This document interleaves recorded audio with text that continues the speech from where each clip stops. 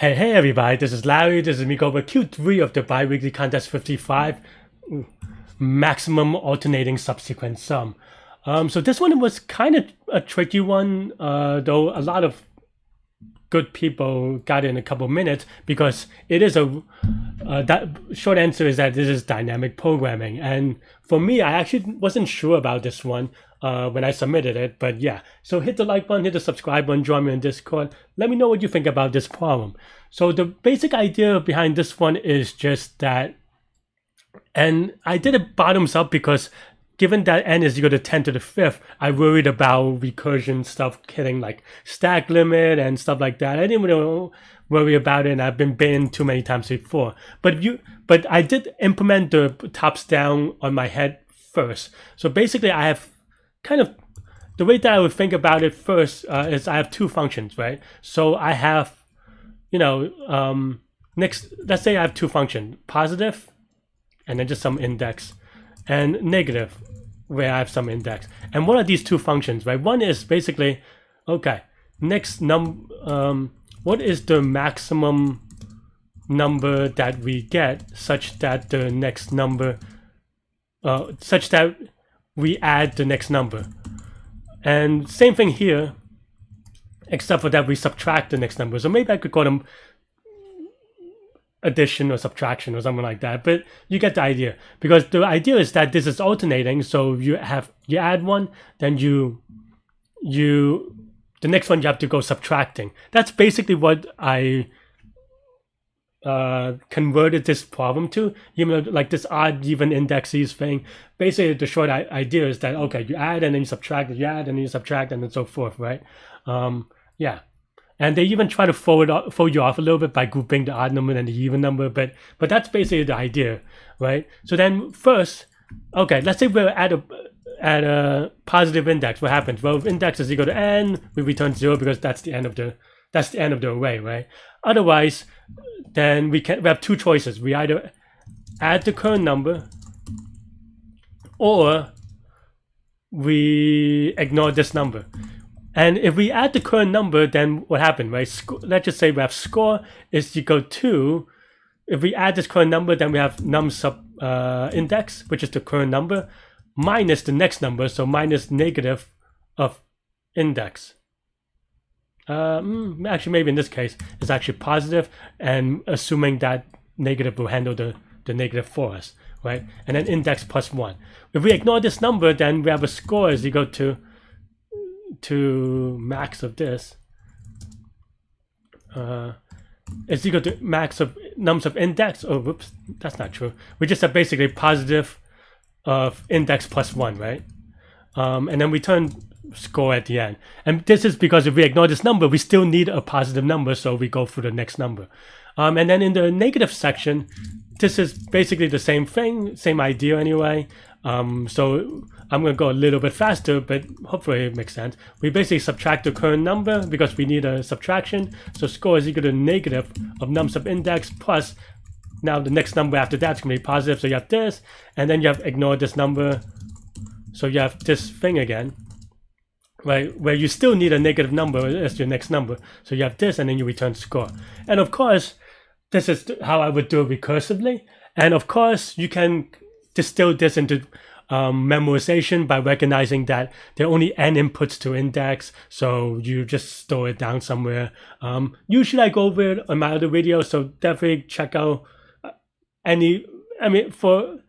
I go over a lot of daily problems with dynamic program. Just choose any of those because I want to skip that part for now. But that's basically the idea behind the solution. But of course, I just worried that index is too, because n is 10 to the fifth, so if I do it recursively, it may be either too slow, too stack space, too whatever, right? Something goes wrong. So I converted it in my head, and you can watch me solve this live next, because I slowed down a little bit just to make sure I get this right. Is that basically I converted to bottoms up, and that's basically the thing I have here, and this is the base case, except for I'm going forwards instead of backwards, so it's a little bit awkward, but it still has the same idea. Yeah. And of course, as you can see here, this is going to be linear time as you go for this. It's just a linear loop, and of course linear space because we have two linear spaced arrays. Cool. So that's all I have for this one.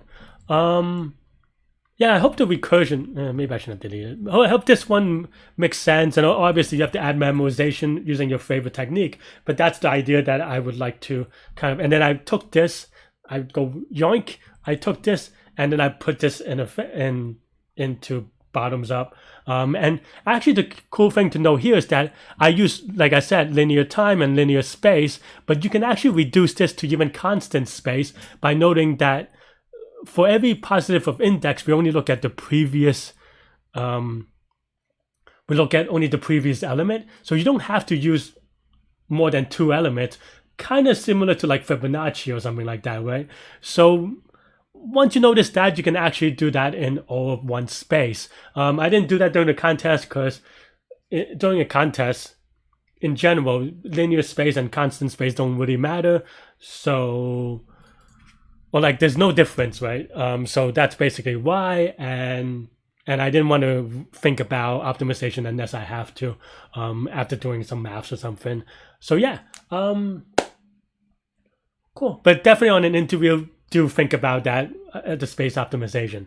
That's all I have. So now you could watch me try to solve it live during the contest next. Let's see. Okay, fast enough. That was pretty fast actually. The server, I mean.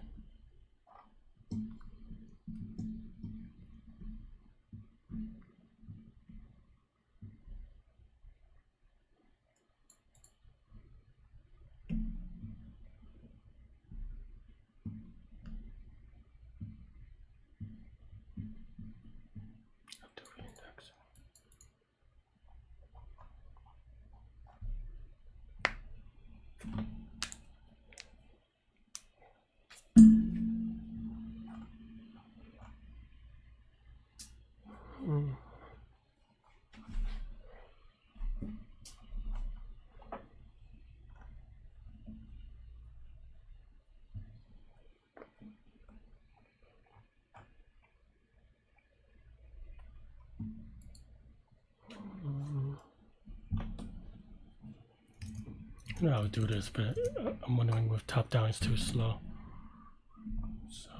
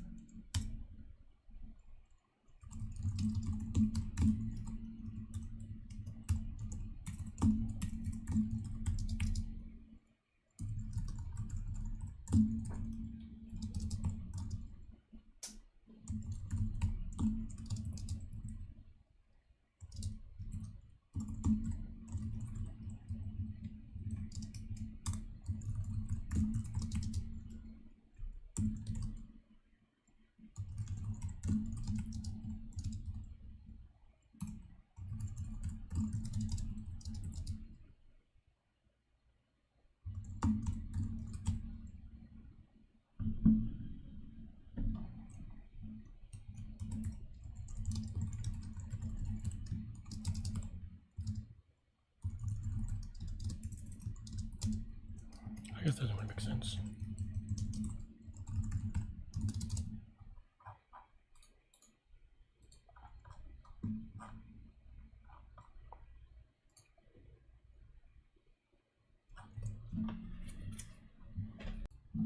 Yeah, thanks for watching. Hit the like button, hit the subscribe button. Join me on Discord. Thanks for your support and thanks for, I mean, this is for the first time. Haven't finished top 10 in a while. So yeah. Anyway, I'll see you later and to good coding. Bye bye.